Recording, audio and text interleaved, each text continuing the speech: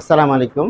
SSC 2026 ব্যাচের শিক্ষার্থীবৃন্দ সবাইকে স্বাগত জানাচ্ছি বাংলা ডিজিটাল একাডেমি থেকে। সমাস নিয়ে আমরা আলোচনা করছি। গতকাল আমরা সমাস নিয়ে আলোচনা করেছি এবং আজকের সমাসের যে প্রকারভেদের মধ্যে প্রথমে রয়েছে দ্বন্দ্ব সমাস। সেই দ্বন্দ্ব সমাস নিয়ে আমরা আজকে আলোচনা করব এবং দ্বন্দ্ব সমাস কাকে বলে আমাদের খেয়াল করতে হবে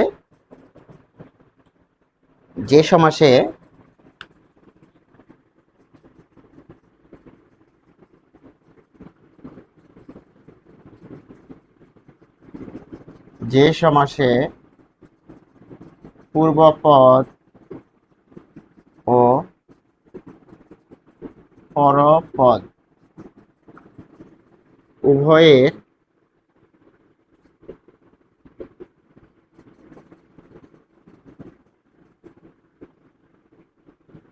প্রাধান্য থাকে তাকে দ্বন্দ্ব সমাস বলে। খেয়াল করার বিষয় হচ্ছে পূর্বপদ ও পরপদের প্রাধান্য থাকবে দ্বন্দ্ব সমাসের ক্ষেত্রে, এবং দ্বন্দ্ব সমাসে আমরা স্ক্রিনে খেয়াল করব যে সমস্ত পদ যে আমরা পেয়ে থাকি সেই সমস্ত পদের ক্ষেত্রে আমরা একটি উদাহরণ লিখব যে বাবা মা। তাহলে এটিকে আমরা লিখছি বাবা ও মা। এই যে বাবা ও মা আমরা লিখলাম, এক্ষেত্রে আমরা কি পাচ্ছি? এখানে একটি ও পাচ্ছি, এই যে ও পাচ্ছি। ফলে এখানে সমস্ত পদ হচ্ছে এটি হচ্ছে পূর্বপদ,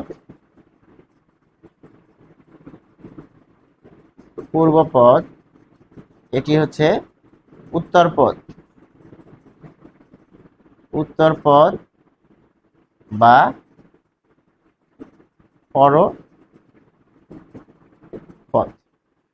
তাহলে উত্তরপদ বা পরপদের ক্ষেত্রে আমরা দেখছি যে বাবা এবং মা যখন বলছি তখন দুইজনকে কিন্তু গুরুত্ব দিতে হবে এবং দুটি পদই এখানে প্রাধান্য লাভ করছে। দ্বন্দ্ব সমাসের ক্ষেত্রে আরেকটি গুরুত্বপূর্ণ বিষয় হচ্ছে দ্বন্দ্ব সমাসের ক্ষেত্রে যে হাইফেন থাকে, আপনারা এখানে খেয়াল করুন, এটি থাকবে হচ্ছে যখন এই যে এখানে ও এবং আর থাকবে। দ্বন্দ্ব সমাসে ও এবং আর কোথায় থাকে? ব্যাস বাক্যে থাকে। অর্থাৎ ব্যাস বাক্য থেকে যখন আমরা সমস্ত পদে যাব তখন আমরা কি করব?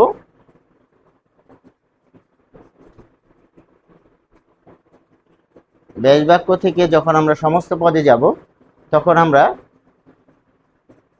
এগুলো পেয়ে থাকবো যে হাইফেন থাকবে এখানে, আর এই যে ব্যাস বাক্য সেখানে আমরা ও ব্যবহার করেছি যে ও এবং আর। ফলে এটি খুব খেয়াল করার বিষয় যে ব্যাস বাক্যের ক্ষেত্রে ও এবং আর থাকবে এবং এই ও এবং আর যখন উঠে যাবে সেটি এখানে হাইফেন হিসেবে ব্যবহার হবে। তাহলে যে সমাসে পূর্বপদ ও পরপদ উভয়ের অর্থের সমান প্রাধান্য থাকে, আপনারা খেয়াল করুন যে বাবা ও মা, মা ও বাবা, মা বাবা, অথবা বাবা ও মা যখন আমরা বলছি তখন কিন্তু আমরা এখানে যে অর্থের দিক থেকে মাকেও ছোট করে দেখা যাবে না এবং বাবাকেও কিন্তু ছোট করে দেখা যাবে না। ফলে এখানে সুস্পষ্ট যে এখানে সমান প্রাধান্য থাকবে। এবং দ্বন্দ্ব সমাসে যে এবং ও আর এই তিনটি অব্যয় ব্যবহৃত হয় সেটি কিন্তু আমরা এখানে তুলে ধরেছি। তাল ও তমাল, এখানে ও যুক্ত হয়েছে, ও দিয়ে দুটি শব্দ যুক্ত হয়েছে, তাল তমাল। দোয়াত কলম, এটিও দেখাচ্ছে দোয়াত ও কলম। তাহলে দোয়াত কলমকে যখন ছোট করে ফেলছি তখন ও তুলে দিয়ে আমরা এখানে কি করছি? হাইফেন বসিয়ে দিচ্ছি। তাহলে এই যে আমাদের যে পরিবর্তনটা সেটি ক্ষেত্রে আমরা বলবো যে এখানে দুটি পদ রয়েছে, একটি তাল আর একটি হচ্ছে তমাল। পূর্বপদ পরপদ দুটি কিন্তু খুব গুরুত্বপূর্ণ এবং কোনোটিকেই কিন্তু অর্থের দিক থেকে ছোট করে দেখা যাচ্ছে না। আমাদের বইয়ে কি রয়েছে? বইয়ে রয়েছে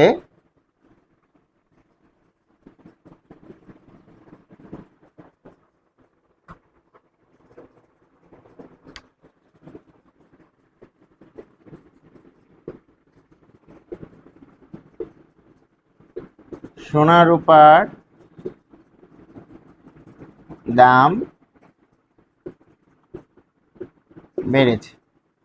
সোনা রূপার দাম বেড়েছে, এটিকে যখন আমরা এখানে ব্যাস বাক্য করছি তখন আমরা লিখছি সোনা ও রূপা।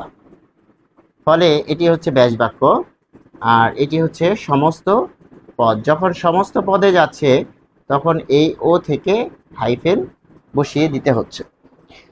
এরপর আমরা দ্বন্দ্ব সমাস যে গঠিত হয়, কিভাবে গঠিত হয় সেই বিষয়গুলো দেখব। যে দ্বন্দ্ব সমাস গঠনের ক্ষেত্রে বেশ কিছু বিষয় রয়েছে, যেমন সমজাতীয় শব্দ দ্বন্দ্ব সমাস গঠিত হয়। সমজাতীয় শব্দ, সমজাতীয় শব্দ,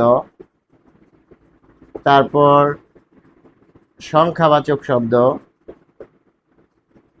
সংখ্যাবাচক শব্দ, এরপর রয়েছে বিপরীত শব্দ,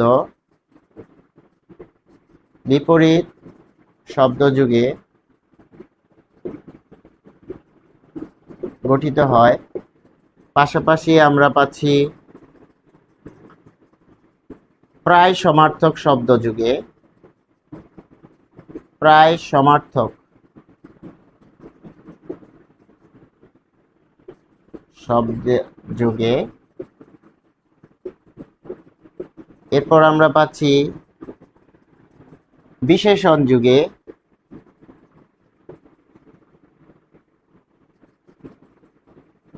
বিশেষণ যুগে আমরা গঠন করতে পারি। এরপর আমরা আরো পাচ্ছি যে ক্রিয়া যুগে,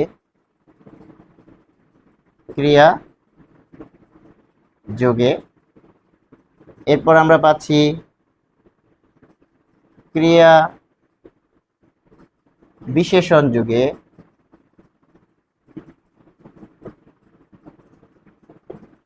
ক্রিয়া বিশেষণ যোগে। তাহলে সমজাতীয় শব্দ থাকতে পারে, সংখ্যাবাচক শব্দ থাকতে পারে, বিপরীত শব্দ যুগে গঠিত হতে পারে, প্রায় সমার্থক শব্দ যুগে গঠিত হতে পারে। অঙ্গবাচক, এখানে আরেকটি লিখতে পারি অঙ্গবাচক শব্দ, অঙ্গ,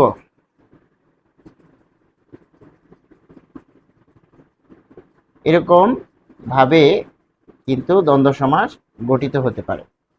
তারপর আরেকটি বিষয় রয়েছে বিরোধ।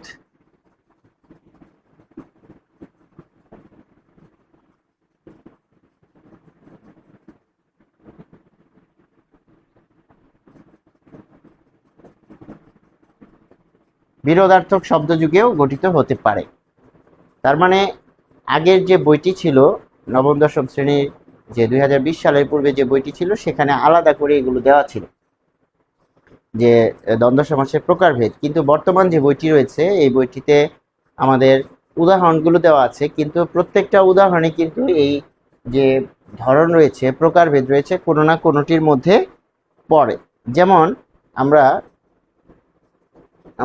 এখানে দেখব যে মা বাবা কোথায় পড়েছে, যে মা বাবা বা বাবা মা, সেটি আসলে মিলনার্থক যে দ্বন্দ্ব, সেই মিলনার্থক দ্বন্দ্ব হিসেবে পড়েছে। আপনারা দেখতে পাচ্ছেন যে মিলনার্থক দ্বন্দ্ব সমাস মা বাবা, এটিকে যখন আমরা পরিবর্তন করছি পাচ্ছি বাবা ও মা, কিংবা মা ও বাবা। আবার আমরা পাচ্ছি মিলনার্থক দ্বন্দ্বে চা বিস্কুট, এটি চায়ের মধ্যে বিস্কুট পড়লে কিন্তু একটু যদি রাখা হয় সেটি কিন্তু টুপ করে সেটির মধ্যে পড়ে যায়, গলে যায়।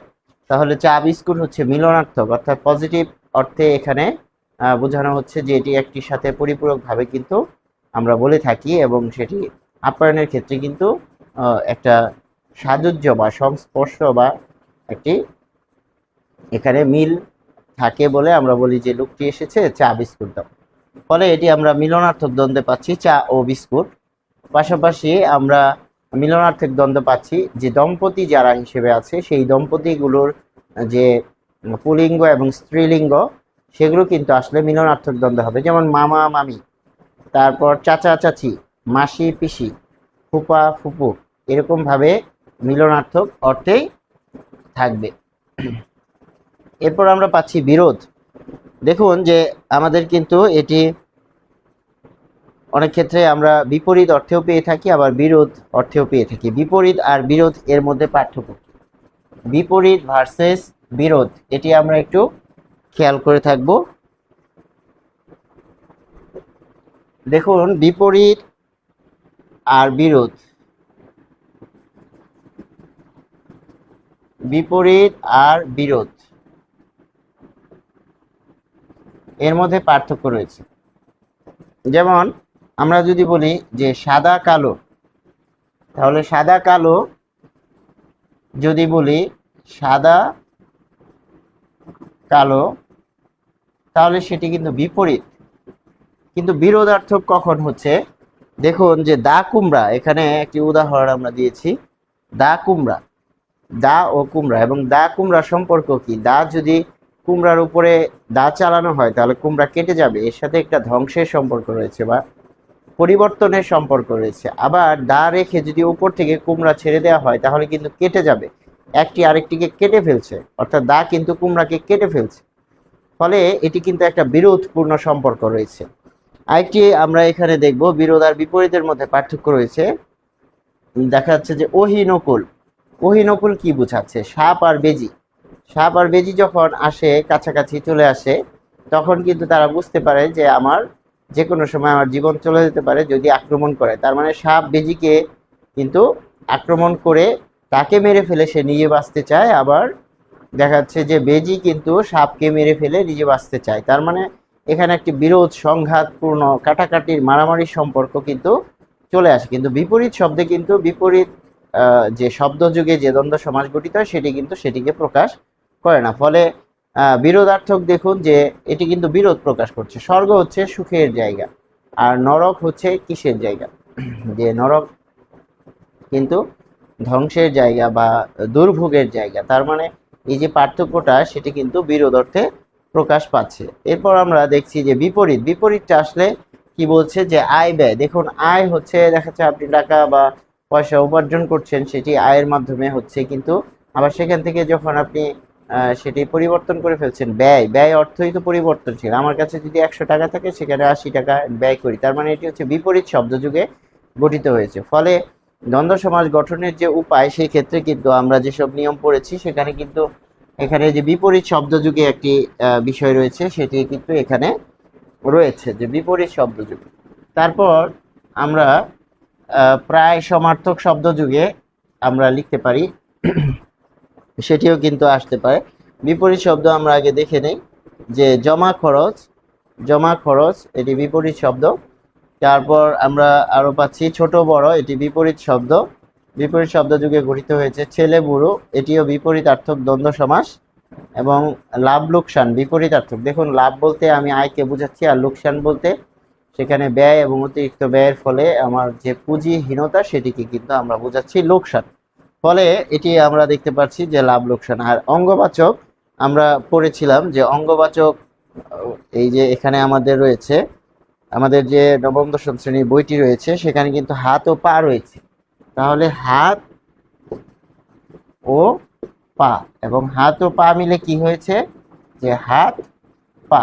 তাহলে হাত পা আসলে কি, এটি কিন্তু অঙ্গ, আমরা কি পাচ্ছি, এটি অঙ্গ।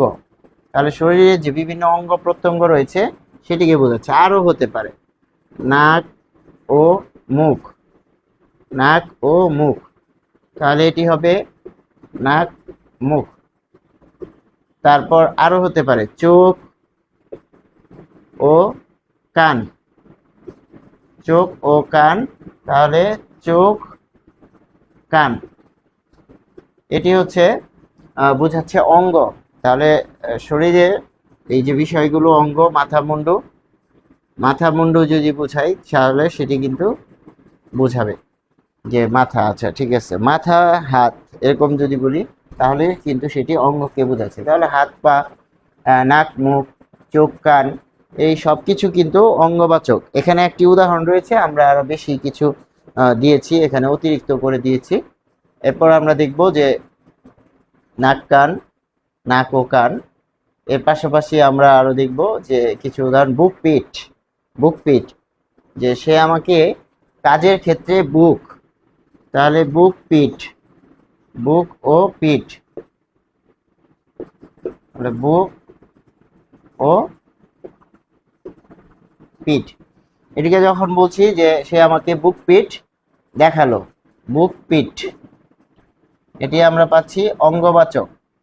ফলে এই যে দেখুন বিভিন্ন অঙ্গ, শরীরের যে বিভিন্ন অঙ্গ যুগে আমরা এখানে কিন্তু এই পরিবর্তনগুলো দেখতে পাচ্ছি। তাহলে এই যে ও এবং আর,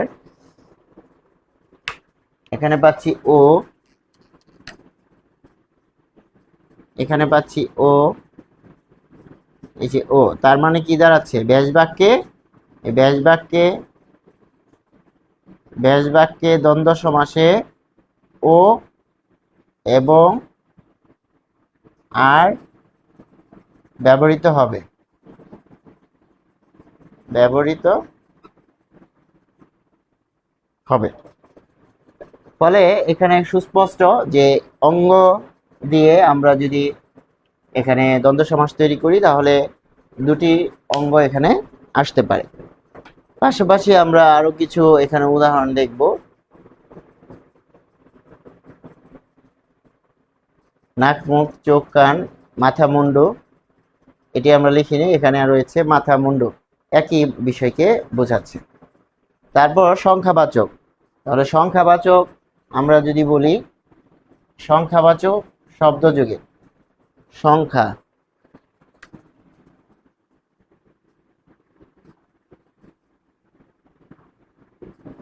সংখ্যাবাচক এগুলো কি?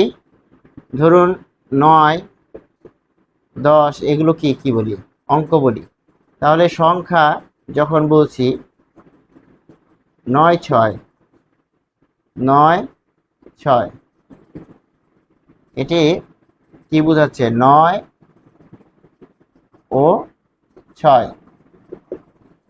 যেমন তুমি এই কাজে কখনো 9, 6 করতে পারবে না, বা তোমার এই কাজে 9, 6 করা উচিত হবে না। 9, 6 করা মানে এলোমেলো করা, উলট পালট করা, নিয়ম বহির্ভূত হবে কোনো একটা পরিবর্তন সাধন করা, সেটি হচ্ছে 9, 6। তারপরে 7, 5, 7, 5, 7 ও 5, এটিকে আমরা বলতে পারি এত 7, 5 ভেবে কি কাজ করা যায়? কাজ করা যায়, এটি কিন্তু আমরা বাক্যে ব্যবহার করলাম। বাক্যে কি এখানে হচ্ছে 7, 5 হচ্ছে এভাবে ব্যবহৃত হয়েছে। ফলে এটি কি বোঝাচ্ছে? যে এটি আসলে দ্বন্দ্ব সমাস। তাহলে সংখ্যা দিয়ে কিন্তু আমরা, যে সংখ্যাবাচক শব্দের মাধ্যমে কিন্তু আমরা দ্বন্দ্ব সমাস তৈরি করতে পারি। যেমন 9, 6, 9 ও 6, 7, 17, 7 ও 17, 19, 20, 19 ও 20। হাট বাজার সমার্থক শব্দ যুগে, দেখুন সমার্থক শব্দ যুগে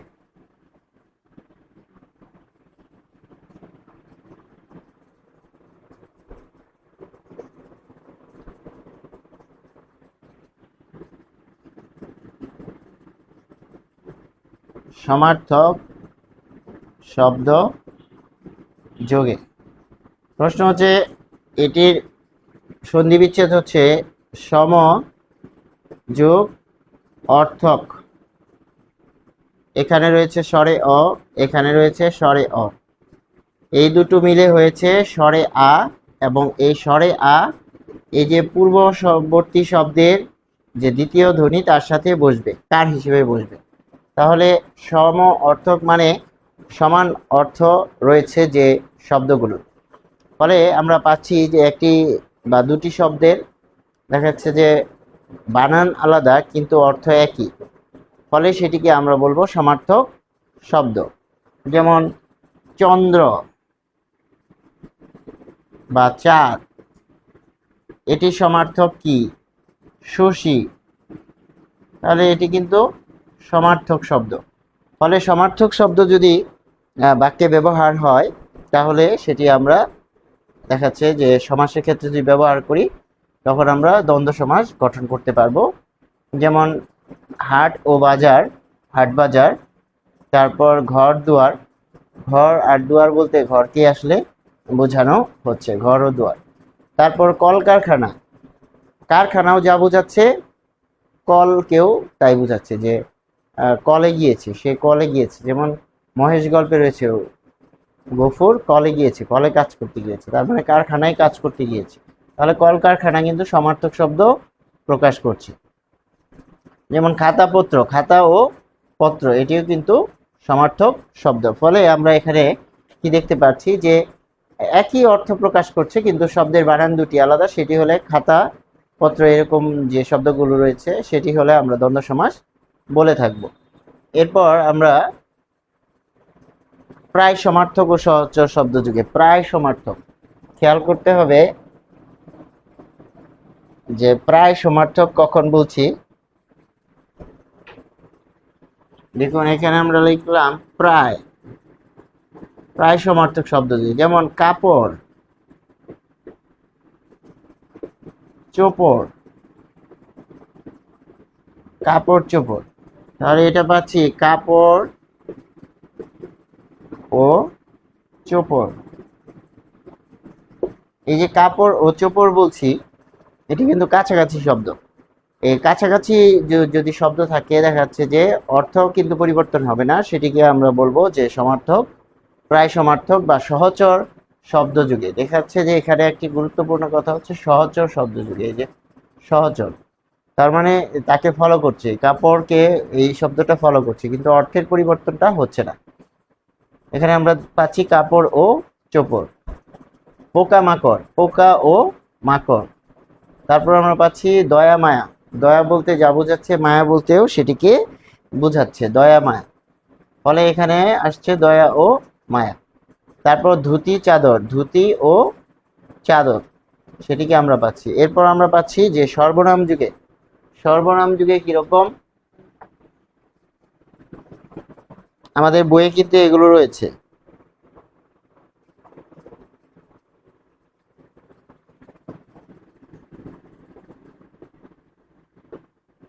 সর্বনাম যে, সে, যা, তা, যাহা, তাহা ইত্যাদি। ফলে এখানে যে বিভিন্ন রকম সর্বনাম আছে সেগুলো ব্যবহার করেও কিন্তু দ্বন্দ্ব সমাস হতে পারে।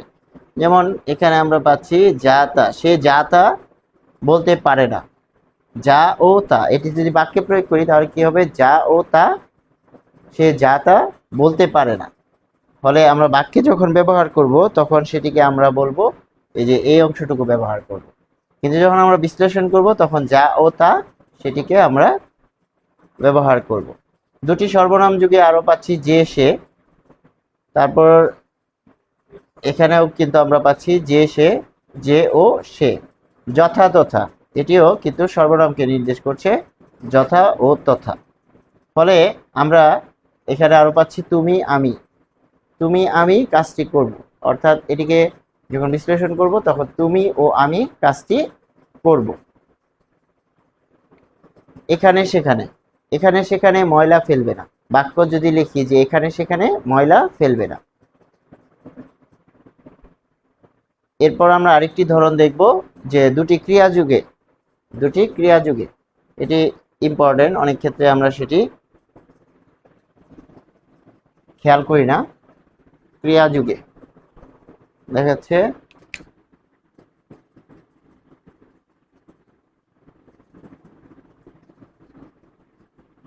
ক্রিয়া যুগে কিরকম, এখানে রয়েছে দেখাশোনা, সন্তানদের, সন্তানদের অবশ্যই, অবশ্যই মা বাবাকে দেখাশোনা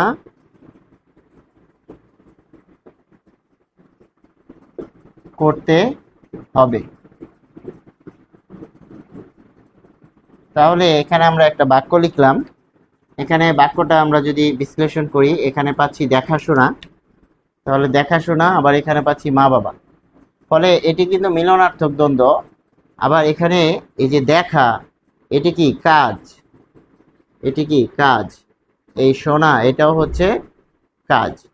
তাহলে এখানে দুটি কিন্তু কি আসলে ক্রিয়া। ফলে দুটি ক্রিয়া যখন আমরা ব্যবহার করছি, এটিকে আমরা বলছি যে ক্রিয়া শব্দযুগে দ্বন্দ্ব সমাস। তাহলে এখানে পাচ্ছি ক্রিয়া, দেখা হচ্ছে একটা কাজ, শোনা একটা কাজ, শ্রবণ করা বা শুনতে থাকা। তাহলে এই দেখা যেহেতু কাজ, শোনাও কাজ, তাহলে দেখা শোনা এটি অবশ্যই ক্রিয়াকে নির্দেশ করবে। ফলে যেহেতু ক্রিয়া ব্যবহৃত হয়েছে দ্বন্দ্ব সমাসে, তাই এটিকে আমরা বলবো যে ক্রিয়া শব্দযুগে গঠিত দ্বন্দ্ব সমাস। আরো কিছু আমরা দেখি যে যাওয়া আসা, তার যাওয়া আসা লেগেই আছে। যখন বলছি তার যাওয়া আসা লেগেই আছে, এটি দিয়ে বাক্য গঠন করলে হবে যে ওখানে তার যাওয়া আসা লেগেই আছে। তার মানে এটি কাজকে বোঝাচ্ছে। চলাফেরা, আমরা অনেক সময় বলি যে তার চলাফেরা ভালো না। যেমন তার চলাফেরা ভালো না।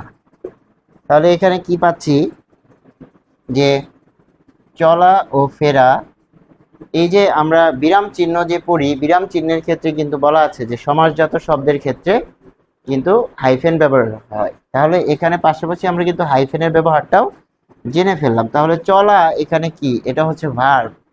তাহলে চলা ফেরা অর্থাৎ যাচ্ছে আবার আসতেছে, ফিরছে, এটি হচ্ছে ভার্ব। যেহেতু দুটি শব্দই ভার্ব, তাই এটি ক্রিয়াজাত দ্বন্দ্ব সমাস। আশা করি আমরা বুঝতে পেরেছি। এরপর আমরা আরেকটি উদাহরণ দেখব যে ক্রিয়া বিশেষণ। এটি খুব ইম্পর্টেন্ট, কারণ ক্রিয়া আর ক্রিয়া বিশেষণ যুগে কিন্তু আমরা অনেক সময় ধরতে পারি না যে কোনটা আসলে ক্রিয়া বিশেষণ। ক্রিয়া বিশেষণ আসলে কাকে বলে সেটি আমরা এর আগে জেনেছি যে ক্রিয়া বিশেষণ যোগে, যেমন লিমন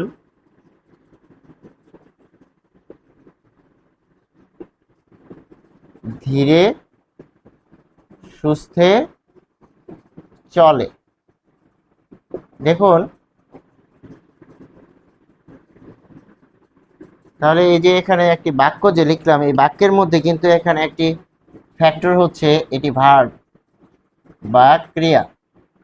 তাহলে এই ভার্বের আগে যদি এই অংশটুকু বসে, তাহলে তখন কিন্তু এটি ক্রিয়া বিশেষণ। কারণ ক্রিয়া বিশেষণ আর বিশেষণের মধ্যে পার্থক্যটা আমরা আবার একটু বলে নেই যে সে ভালো ছেলে। যখন বলছি সে ভালো পড়ে, তাহলে এখানে পার্থক্য রয়েছে। দেখুন এটি হচ্ছে নাউন, তাহলে নাউনের আগে যে শব্দ বসবে ভালো, সেটি কিন্তু বিশেষণ। কিন্তু এটি হচ্ছে ক্রিয়া, ভার্ব। যেহেতু এটি ভার্ব বা ক্রিয়া, তাই এটিকে আমরা বলবো ক্রিয়া বিশেষণ বা অ্যাডভার্ব। এই যে ক্রিয়া বিশেষণ বা অ্যাডভার্ব আমরা বললাম, তাহলে এই অ্যাডভার্ব পাওয়ার উপায় হচ্ছে হোয়েন, হোয়ার, হাউ। আমরা ক্রিয়া বিশেষণ অধ্যায়ে এটা পড়েছি। যখন আমরা ক্রিয়াকে হোয়েন, হোয়ার, হাউ দ্বারা প্রশ্ন করি, যদি উত্তর পেয়ে থাকি, যেমন সে ভালো পড়ে, সে কখন পড়ে, উত্তর নাই। সে কোথায় পড়ে, উত্তর নাই। কিন্তু কিভাবে পড়ে, দেখা যাচ্ছে যে সে ভালোভাবে পড়ে। যদি বলি ভালোভাবে, তখন কিন্তু আমরা এটি পাচ্ছি, বা সে আন্তরিকভাবে পড়ে। তাহলে এই ভালো শব্দ দেখেই কিন্তু এটিকে বিশেষণ বলা যাবে না, দেখতে হবে এ বসেছে কার আগে। যদি নাউনের আগে বসে তখন সে শুধু বিশেষণ, আর যদি ক্রিয়ার আগে বসে তখন সে ক্রিয়া বিশেষণ।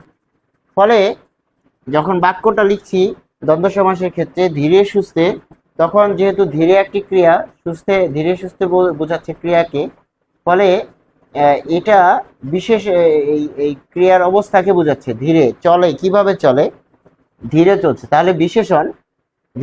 ধীরে সুস্থে হচ্ছে বিশেষণ, কিন্তু সে যেহেতু ক্রিয়ার সামনে বসেছে তাই এটিকে বলা হবে ক্রিয়া বিশেষণ। আশা করি আমরা বুঝতে পেরেছি। ঠিক এরকম আমরা আরো কিছু উদাহরণ দেখব। উদাহরণ কিরকম, যে লিজা ধীরে সুস্থে চলছে। তাহলে এই যে চলছে এই অংশটুকু যখন আমরা বলছি তখন আমাদের খেয়াল করতে হবে যে এর মধ্যে আসলে কি রয়েছে।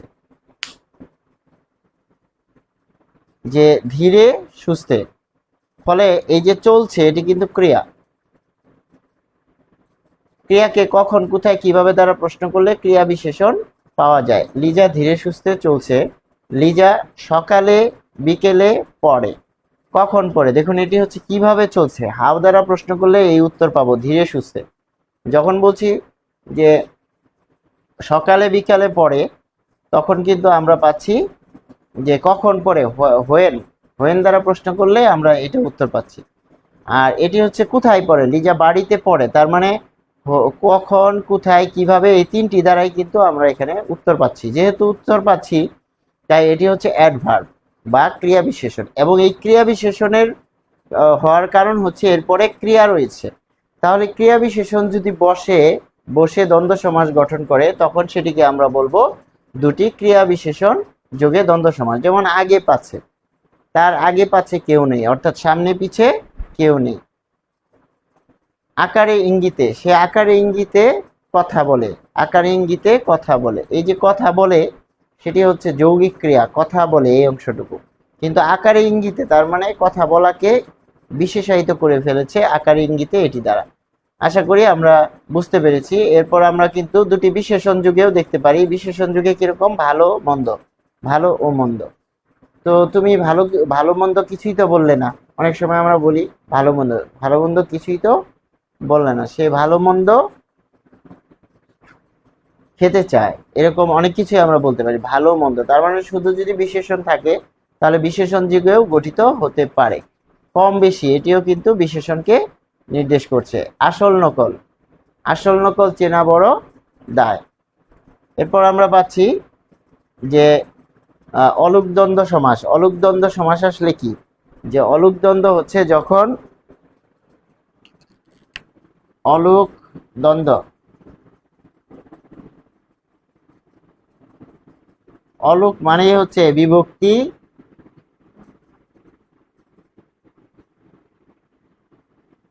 থেকে যাবে, বিভক্তি থেকে যাবে। ফলে আমরা এখানে কি পাচ্ছি,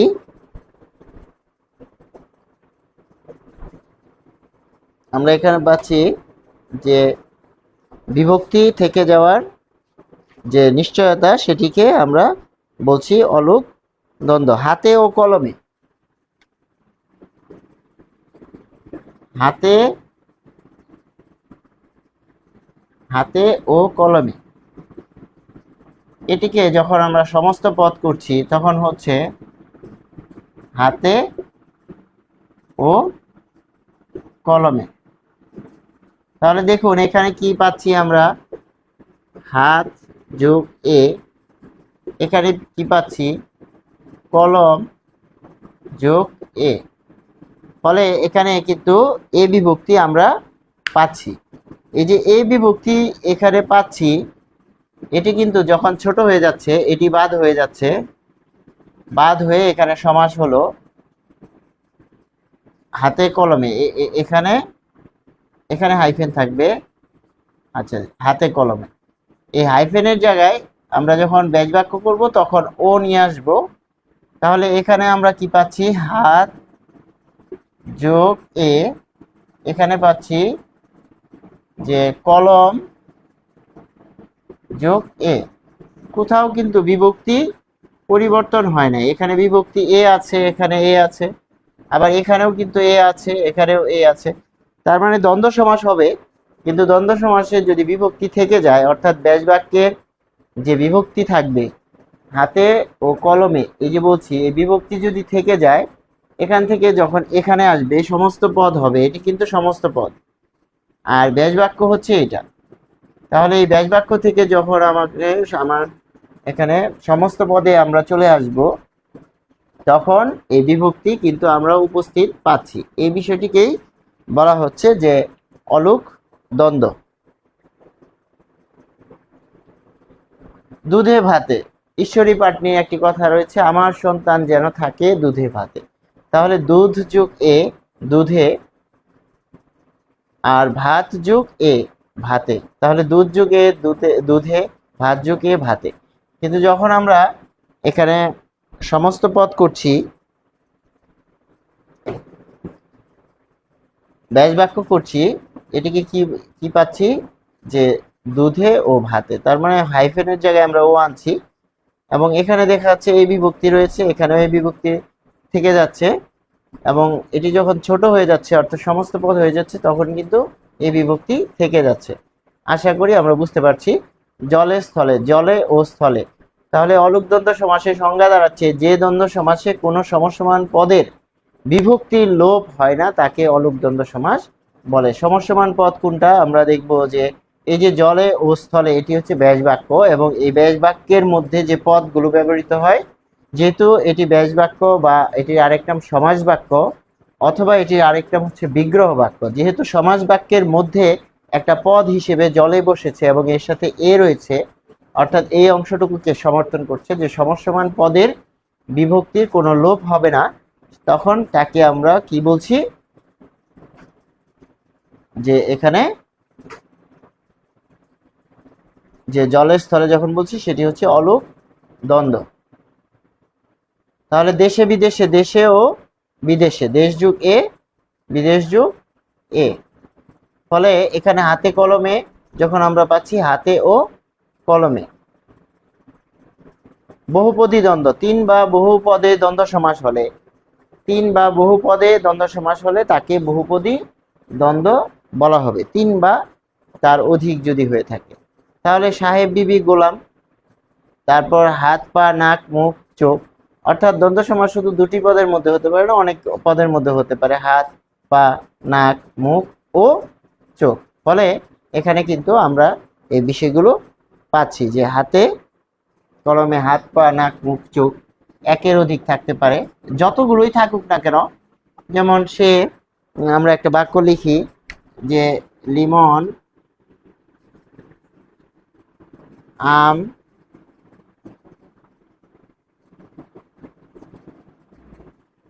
আম জাম কাঁঠাল, তারপর লিচু আনারস কিনে আনলো। এটি যখন বলছি, এটিকে আমরা আসলে কিভাবে লিখব, তখন আমরা লিখব আম কমা জাম কমা কাঁঠাল কমা লিচু ও আনারস। যতগুলোই থাক না কেন, যখন এটি এটি হচ্ছে ব্যাস বাক্য, ব্যাস বাক্য। যখন আমরা ব্যাস বাক্য করব, তখন এই শেষেরটির আগে আমরা এই ও আনব, শেষেরটির আগে আমরা ও আনলে আমাদের কিন্তু ব্যাস বাক্য হয়ে যাবে। তার মানে বহুপদী যে দ্বন্দ্ব সমাস, সেই ক্ষেত্রে দুইটা পদ থাকবে না, বরং তিনটা চারটা পাঁচটা ছয়টা সাতটা আটটা নয়টা দশটাও থাকতে পারে। যতগুলোই থাকুক না কেন হাইফেন দিয়ে থাকবে, এবং শেষে যেটি থাকবে তার আগে কমা দিয়ে দিলেই হবে। ও দিয়ে শেষে যেটি থাকবে তার আগেরটি ও দিলেই কিন্তু আমরা এখানে কি পেয়ে যাব, ব্যাস বাক্যটি পেয়ে যাব। আশা করি আমরা বুঝতে পেরেছি, এবং এর মাধ্যমে কিন্তু দ্বন্দ্ব সমাসের যে ডিটেলস আলোচনা আমরা আজকে করলাম। যদিও আমাদের যে বই সেখানে অল্প করে দেওয়া রয়েছে, কিন্তু অল্প করে দেওয়া থাকলেও যে প্রত্যেকটি ধরনের মোটামুটি একটি করে হলেও কমপক্ষে উদাহরণ কিন্তু বইয়ে দেওয়া আছে। এখন ঢালাওভাবে উদাহরণ পড়ার চেয়ে সেই উদাহরণগুলো আসলে কোন ক্যাটাগরিতে পড়েছে আমরা সেগুলোই কিন্তু আসলে বিশ্লেষণ করলাম এবং একের অধিক বিষয়গুলো আমরা এখানে তুলে ধরার চেষ্টা করেছি। আশা করি আমরা বুঝতে পেরেছি। আমাদের সাথে যুক্ত থাকুন। পরবর্তীতে আমাদের সমাস নিয়ে তৃতীয় পর্ব অর্থাৎ তৎপুরুষ সমাস নিয়ে পরের ক্লাসে আলোচনা হবে। সেই পর্যন্ত সবাইকে ধন্যবাদ। আসসালামু আলাইকুম।